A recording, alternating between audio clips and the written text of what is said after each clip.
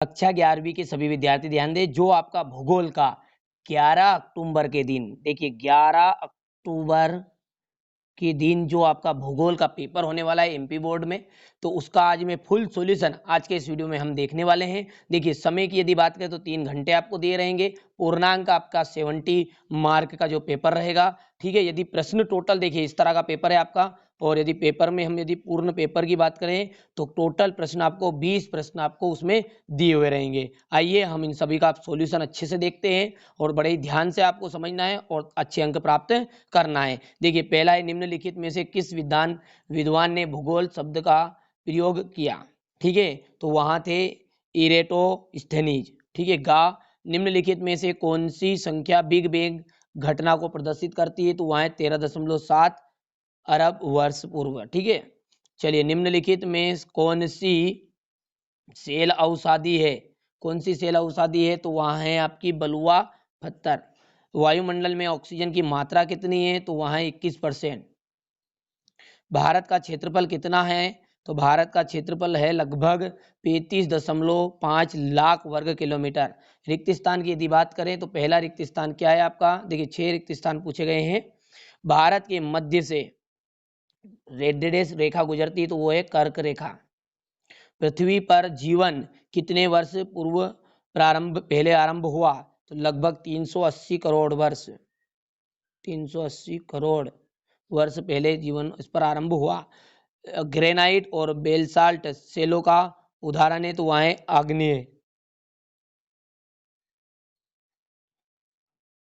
उष्ण मरुस्थलों में डिडेस पवन अपर्दन में एक महत्वपूर्ण अपर्दन का कारक है, तो क्या है, पवन इन हवा, वो एक क्या है, अपर्दन का एक महत्वपूर्ण कारक है। चलिए इसके बाद में क्वेश्चन नंबर, देखिए क्वेश्चन नंबर 2 के जो रिक्त स्थान है उसमें 5वां 6ठा रह गया है। तो भूकंप मापी यंत्र, देखिए भूकंप मापी यंत्र रिक्त स्थान कहलाते हैं, तो वो कहलाते हैं सिस्मोग्राफ।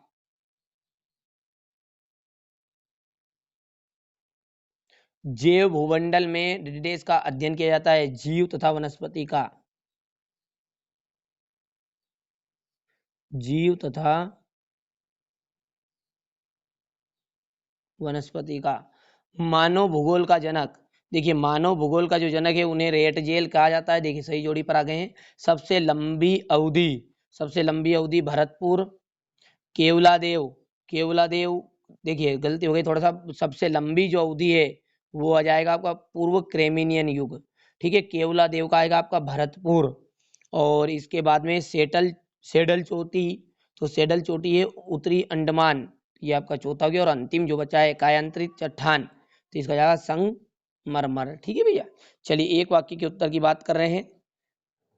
6 एक वाक्य में उत्तर आपके आएंगे। खनिज का मूल स्रोत क्या है, तो खनिज का जो मूल स्रोत है वहां है आपका मैग्मा।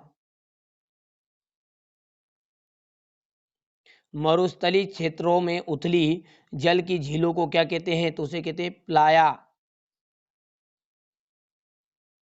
पृथ्वी की त्रिज्या कितनी है, तो पृथ्वी की त्रिज्या है 6378 किलोमीटर।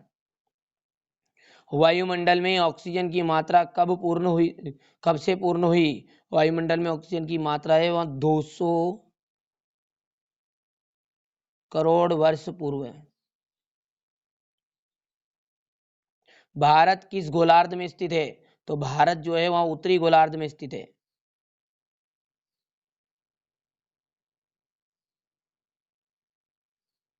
उत्तरी गोलार्ध में स्थित है। कश्मीर हिमालय का कौन सा ठंडा मरुस्थल कहलाता है, तो वहां उत्तरी पूर्वी भाग, उत्तरी पूर्वी भाग। हिमानी लटकती घाटी बनाती है, तो यहाँ पर क्या है, एक वाक्य में उत्तर इसका, तो मेघमा इसका एकदम यहाँ पर देखिए पहला है सत्य, सत्य है, तो यहाँ पर पहला क्या जाएगा आपका सत्य है।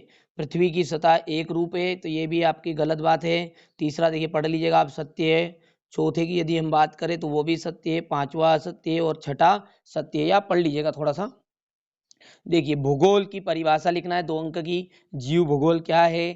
क्वेश्चन नंबर 7 में हमारे मंडल में क्या क्या पाया जाता है, भूकंपी तरंगों की इसके छाया क्षेत्र क्या है। तो ये सारे प्रश्नों के आप स्क्रीनशॉट आप ले लीजिए, ताकि आप इन्हें अच्छे से कंप्लीट कर लें और अच्छे अंक प्राप्त कर पाए। देखिए यहाँ पर अगला देखते हैं, ये इसी प्रकार आपका 12वां का अथवा पूछा, बांगर और खादर में अंतर।